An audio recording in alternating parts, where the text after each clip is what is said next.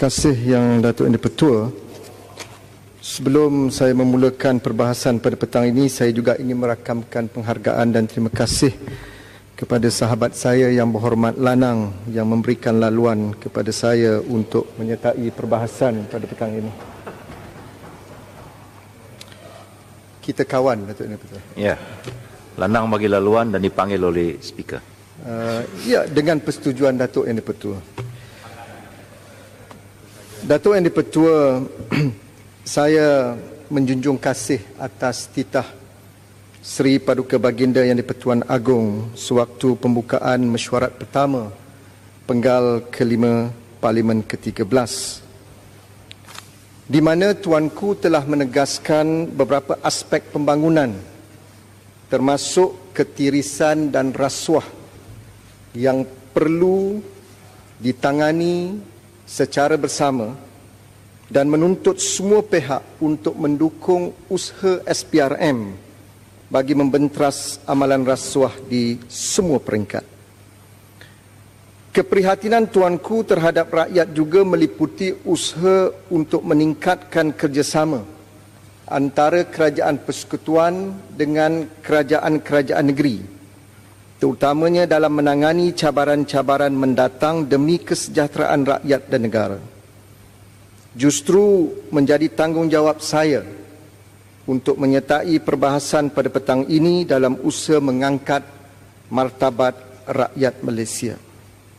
Datuk Yang di-Pertua, Selangor adalah antara negeri yang paling maju di Malaysia dengan sumbangan sebanyak hampir 25% ataupun 1/4 kepada KDNK negara.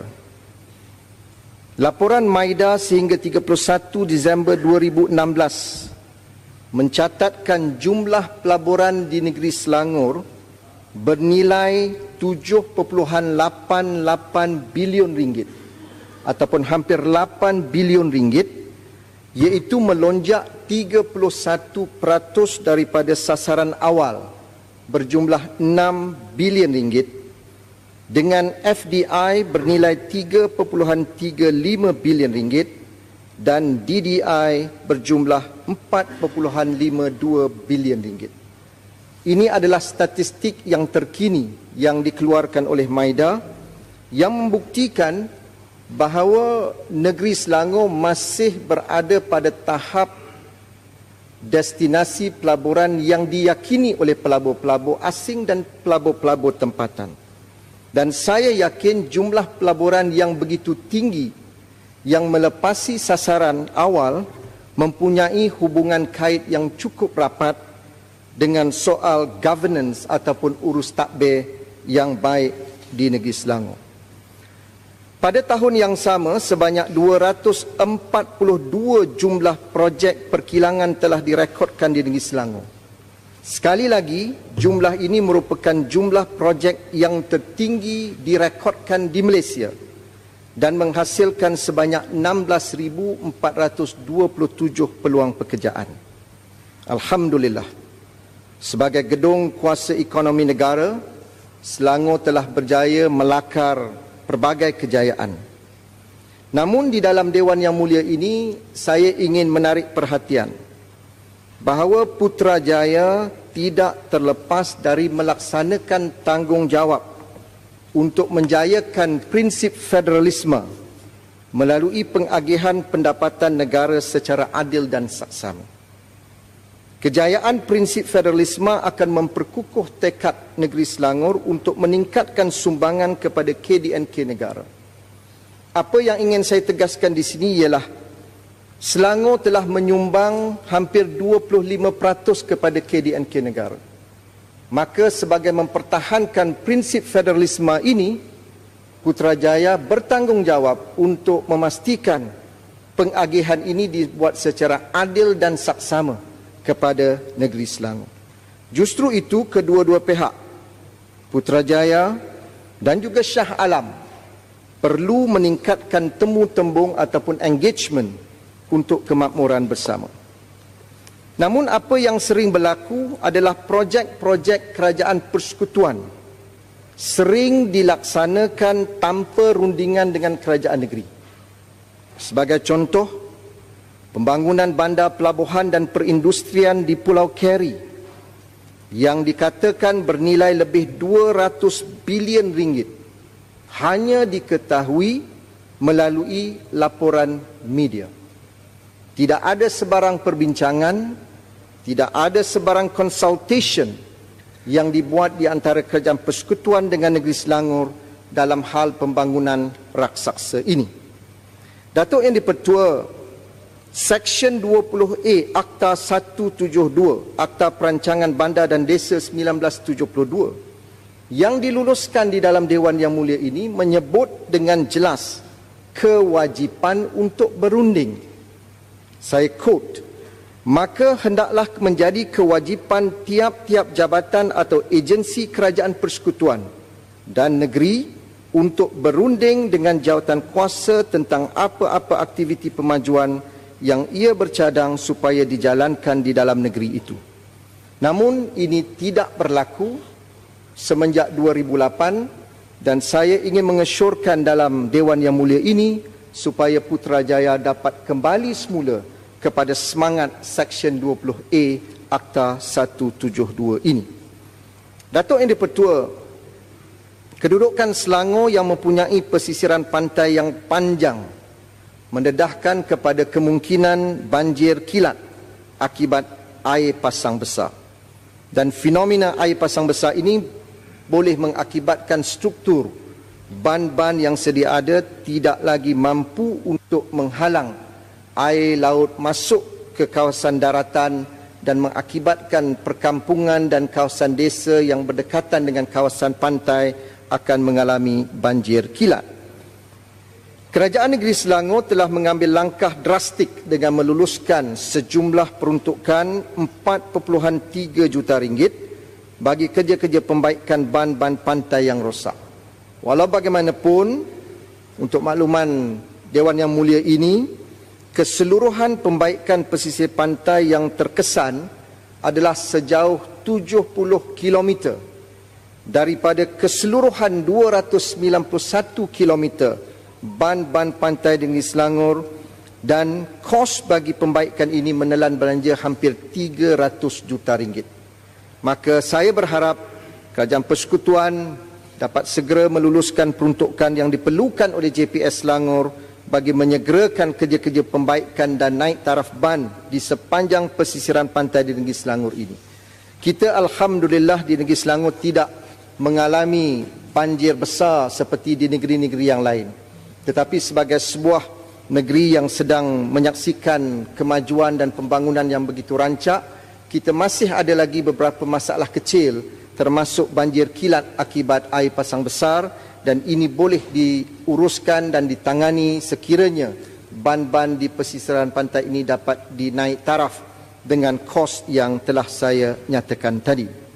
Datuk Yang di-Pertua, saya juga amat gembira apabila Tuanku menunjukkan rasa peduli kepada isu kesihatan rakyat, memandangkan peningkatan yang agak membimbangkan kes-kes penyakit tidak berjangkit.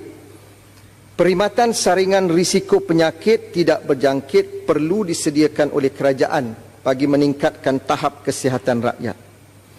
Rakyat Malaysia hari ini diancam oleh penyakit tidak berjangkit atau apa yang disebut sebagai non-communicable diseases, NCDs.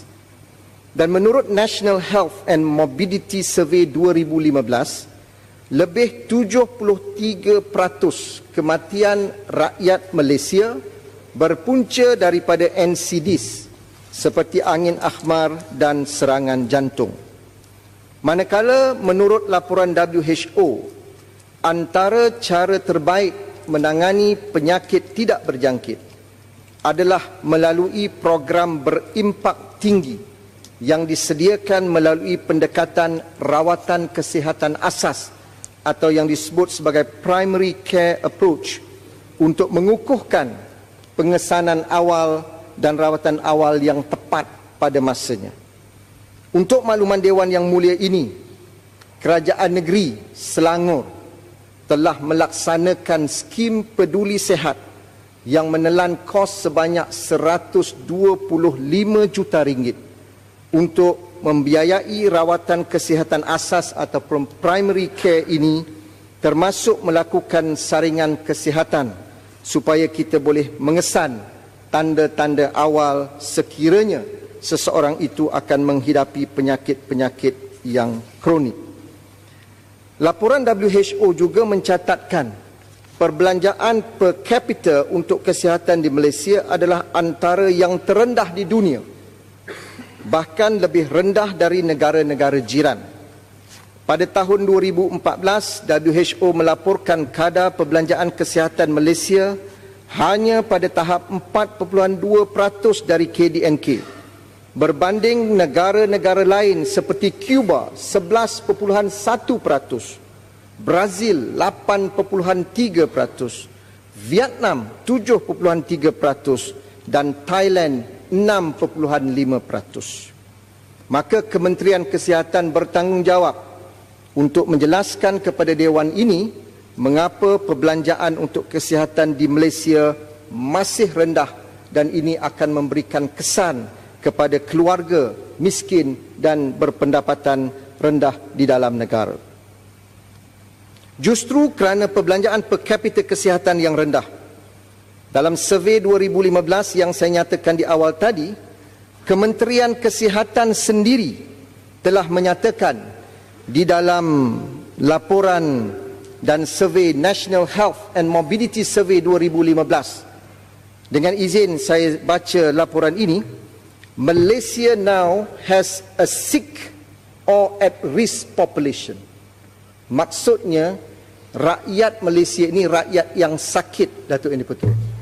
Sama ada sakit badan ataupun sakit hati, yang lebih parah sakit otak, seperti yang berlaku di beberapa insiden di Negeri Selangor yang membawa van-van jenazah berdemonstrasi di depan pejabat saya. Ini namanya sakit otak yang perlu diselesaikan segera. Maka saya ingin menggesa Kementerian Kesihatan supaya segera melaksanakan program kesihatan asas ataupun primary health care program sebagaimana yang telah dimulakan oleh Kerajaan Negeri Selangor. Dan untuk makluman Datuk Yang di-Pertua, program peduli sihat di Negeri Selangor ini adalah program yang terunggul di Malaysia dan hanya berlaku di dalam Negeri Selangor. Jadi kalau Datuk Yang di-Pertua ingin menyertai program ini, sila berhijrah ke Negeri Selangor. Datuk Yang di-Pertua, Tuanku juga menzahirkan keprihatinan terhadap isu pemilikan rumah di kalangan rakyat dan usaha untuk menyediakan lebih banyak rumah mampu milik kepada golongan berpendapatan rendah dan sederhana perlu dipertingkatkan. Namun, indeks kemampuan Bank Dunia menunjukkan rakyat di seluruh negara di Malaysia tidak mampu membeli rumah. Jika seseorang berpendapatan RM100,000 setahun, dia secara purata hanya mampu untuk memiliki kediaman yang berharga RM300,000 dan ke bawah. Di Lembah Kelang sahaja, harga rumah purata di Lembah Kelang adalah 7.9 kali ganda pendapatan penengah tahunan. Maka di Selangor kita telah memulakan dasar pendemokrasian pemilikan rumah ataupun house owning democracy bagi menjamin hak rakyat di dalam negeri Selangor untuk memiliki sebuah rumah yang affordable dan berkualiti. Kita menyediakan rumah-rumah yang bukan sahaja mampu dimiliki, tetapi rumah-rumah ini mesti berkualiti supaya mereka mempunyai potensi untuk nilai yang lebih tinggi di masa yang akan datang. Walau bagaimanapun, kita sedia maklum, negara hari ini sedang menghadapi masalah end financing. Lebih 50% permohonan pinjaman perumahan ditolak oleh bank-bank tempatan. Saya telah beberapa kali menggesa Bank Negara untuk menyemak semula skim pinjaman perumahan bagi membantu golongan yang berpendapatan rendah dan sederhana untuk memiliki rumah, khususnya kumpulan first time home buyers, mereka yang kali pertama untuk memiliki rumah, dan juga golongan profesional muda. Selain itu, saya juga ingin menyeru supaya Kementerian Keuangan dapat membantu bank-bank tempatan. Mereka juga harus mengambil sikap sebagai corporate citizens, mengambil tanggungjawab, menyumbang ke arah pengukuhan dasar house owning democracy ini. Dan dalam hal ini, Bank Negara perlu memainkan peranan untuk memastikan institusi keuangan dalam negara berperanan untuk menangani isu and financing. Ini memandangkan pada hari ini rakyat sedang terbeban dengan kos sara hidup yang begitu tinggi, disposable income yang sedang menguncup, dan juga harga rumah yang semakin tidak mampu dimiliki. Datuk Yang di-Pertua, umat Islam di dalam negara ini perlu bersatu untuk membasmi ideologi militan yang bertentangan dengan pegangan Ahli Sunnah wal Jamaah. Sementara pihak polis dan pihak keselamatan sedang bertungkus lumus menangani aspek keselamatan dari ancaman militan, golongan ulama dan intelektual Islam juga perlu menangani akar umbi kepada ajaran yang menimbulkan fahaman militan ini, iaitu kekeliruan terhadap ajaran Islam. Ini perlu ditangani dengan memperdalamkan kefahaman masyarakat terhadap khususnya generasi muda terhadap akidah Ahli Sunnah wal Jamaah dengan menghidupkan semula pengajaran kitab-kitab Hujjatul Islam Al-Ghazali seperti Ihya Ulumuddin yang memberikan pencerahan kepada pendekatan yang sederhana yang diamalkan oleh masyarakat Islam Nusantara sejak ratusan tahun yang lalu. Prinsip yang dipegang oleh pentadbiran negeri Selangor hari ini ialah moderation and justice. Kita mahu mempertahankan prinsip keadilan dan kesederhanaan yang pastinya akan menjamin perpaduan dan keharmonian rakyat pelbagai kaum di dalam negeri Selangor dan dalam konteks yang sama di dalam negara yang di Malaysia ini yang mempunyai rakyat yang rencam. Sementara kita tidak boleh memperkecilkan cabaran militan yang dihadapi oleh dunia Islam hari ini, kita juga tidak boleh terperangkap dengan pandangan golongan Islamofobia ini yang melihat semua tanda-tanda kebangkitan Islam dengan curiga dan dengan permusuhan. Ini juga amat membahaya kepada umat Islam, bukan sahaja dalam negara ini tetapi di dunia. Maka umat Islam juga bertanggungjawab untuk menegakkan syiar Islam dan menyemarakkan roh Islam yang berteraskan gagasan Islam sebagai rahmatan lil alamin. Namun, Datuk Yang di-Pertua, dunia Islam juga perlu mempunyai urutan keutamaan atau prinsip aulawiyat yang betul. Dunia Islam juga termasuk dalam negara kita perlu membangunkan sosioekonomi rakyat di dalam negara ini yang jauh ketinggalan berbanding dengan umat-umat yang lain. Dalam konteks Malaysia, kita mempunyai tanggungjawab untuk membangun dan mempertingkatkan sosioekonomi golongan Bumi Putra dan juga Melayu di Semenanjung ini. Pembangunan ekonomi perlu diseimbangkan dengan keadilan dan prinsip social justice ataupun keadilan sosial. Kita mahu kekayaan di dalam negara ini bukan sahaja berlegar di kalangan satu dua kelompok, tetapi pengagihan itu mesti adil kepada semua rakyat di dalam negara. Dan untuk mengelakkan ketirisan, kita perlu mempunyai satu tekad yang amat berkesan bagi membentras amalan rasuah dan penyalahgunaan kuasa. Datuk Yang di-Pertua, saya juga ingin menarik perhatian Dewan Yang Mulia ini berhubung isu yang sedang hangat dibahaskan mengenai hubungan diplomatik Malaysia dan Korea Utara. Wajar ditekankan bahawa keselamatan warga negara Malaysia yang ditahan sebagai tebusan di Korea Utara adalah persoalan yang amat penting yang perlu ditangani secara bijaksana.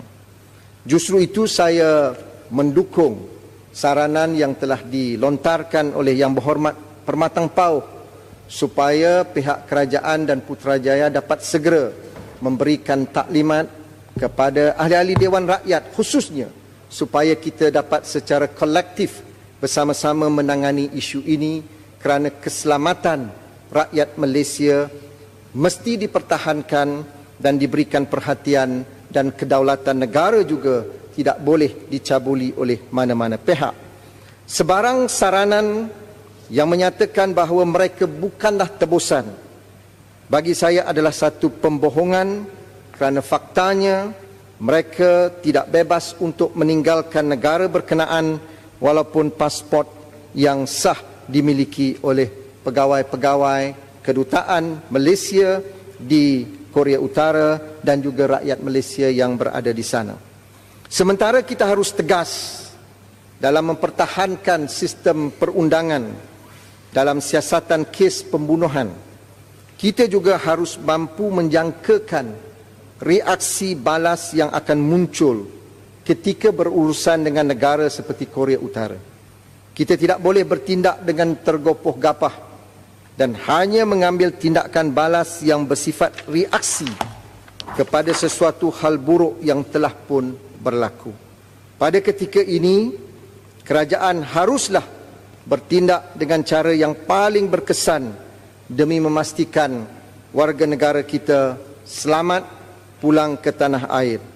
Sebab itu, kita mendukung sebarang usaha diplomasi yang berkesan dalam memastikan matlamat ini dapat dijayakan dalam masa yang terdekat. Datuk Yang di-Pertua, pada tahun ini, negara akan merayakan Hari Kemerdekaan yang ke-60. Tak kala memasyurkan kemerdekaan, Tunku Abdul Rahman menegaskan bahawa negara ini akan menjadi sebuah negara yang berdaulat dan merdeka. Kerajaan negeri Selangor amat menghargai peranan dan pengorbanan anggota keselamatan, khususnya veteran Angkatan Tentera Malaysia. Namun saya ingin merekodkan dalam Dewan Yang Mulia ini bahawa daripada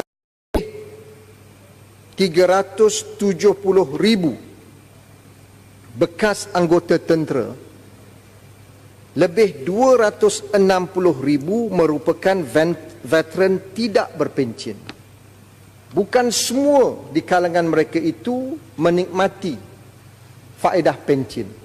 Lebih daripada 50% veteran Angkatan Tentera adalah veteran tidak berpencen.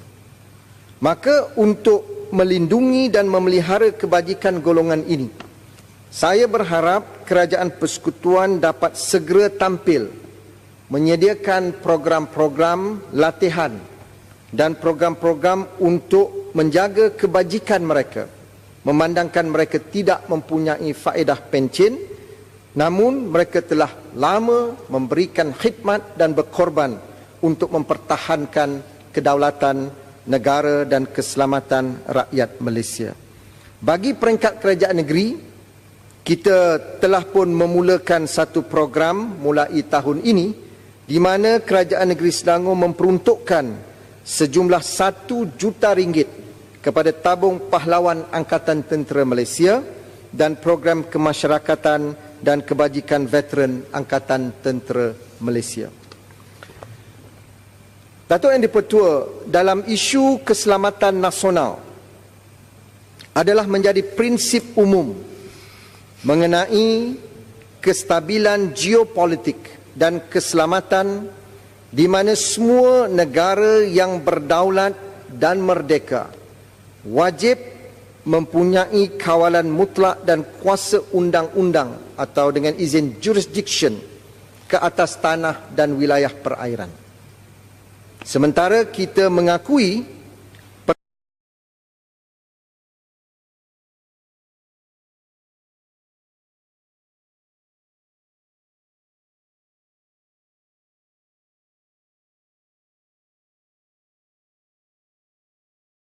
yang menyebut bahawa terdapat aset ketenteraan kuasa besar asing yang sudah pun berlabuh di dalam wilayah perairan negara. Ini menuntut Putrajaya, khususnya sama ada Kementerian Pertahanan ataupun Kementerian Dalam Negeri, memberikan penjelasan secara terperinci apakah benar tentang kehadiran aset ketenteraan kuasa besar asing ini dan apakah kehadiran aset ini sah sebagai sekutu strategik Malaysia. Datuk Yang Dipertua, kini territorial integrity negara sedang diancam oleh dakwaan China, kononnya 9 line di Laut Cina Selatan adalah miliknya. Kita pernah melihat rekod-rekod dalam pentadbiran yang lalu, khususnya ketika kepimpinan Tun Dr. Mahathir Mohamad sebagai Perdana Menteri, di mana beliau secara tuntas mempertahankan bahawa Kepulauan Spratly adalah dalam wilayah Malaysia. Namun, pada hari ini Putrajaya menyepikan diri apakah status Pulau Spratly ini. Apakah kerana kita mahu negara China memasuki negara Malaysia, maka kita sanggup mengorbankan kedaulatan wilayah kita yang telah dipertahankan sekian lama. Maka sekali lagi, Kementerian Pertahanan bertanggungjawab dan Putrajaya untuk memastikan kedaulatan negara ini termasuk Kepulauan Spratly dapat dipertahankan kerana ini merupakan territorial integrity bagi negara Malaysia. Sebagai sebuah negara perdagangan, Malaysia juga perlu mempertahankan prinsip freedom of navigation yang kini diancam oleh China di Laut Cina Selatan. Isu Laut Cina Selatan adalah persoalan kestabilan dan keselamatan serantau. Dan kita perlu menghadapi perkara ini secara kolektif. Dan kita tidak boleh terperangkap dengan pandangan kuasa besar yang mahu menanganinya secara dua hala ataupun bilateral. Kerana apa yang saya syorkan tadi, perkara ini mesti ditangani secara kolektif dengan negara-negara ASEAN yang lain, khususnya Indonesia dan Filipina, supaya pendirian kita itu, suara kita lebih efektif, memastikan tidak ada kuasa besar asing yang cuba mencerobohi perairan di dalam negara kita. Maka ASEAN adalah platform yang terbaik. Kita jangan sekali-kali terjebak dalam perang dingin yang baru. Kita perlu berkawan dengan semua pihak dan semua negara dan tidak hanya berpihak kepada satu kuasa besar sahaja. Saya ingin mengulangi seruan saya sebelum ini di Dewan Mulia ini agar kita dapat menyegarkan balik dan memperkasakan kembali doktrin Zoffan yang telah dicetuskan oleh almarhum Tun Abdul Razak sebagai satu doktrin penting dan pegangan kita demi menjamin ketenteraman Laut Cina Selatan daripada sebarang konflik.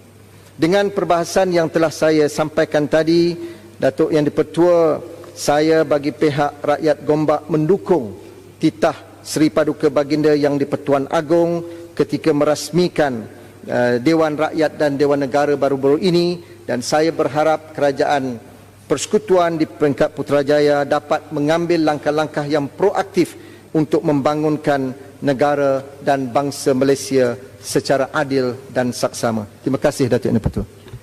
Yang Muhammad Jasin.